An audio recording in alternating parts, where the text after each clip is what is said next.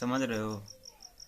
Khesari Lal Yadav, power star Pawan Singh और भोजपुरी शेरनी कहे जाने वाली अक्षरा सिंह, सब लोग जा रहा है एक साथ प्रोग्राम करने।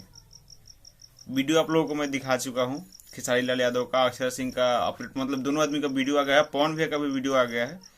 तीनों आदमी हैदराबाद में जा रहे हैं लोग स्टेज शो करने। तो 18 तारीख को यानी कि आज शायद जाएंगे पावर स्टार पवन सिंह, और 20 तारीख को अक्षरा सिंह और खेसारी लाल यादव जाएंगे।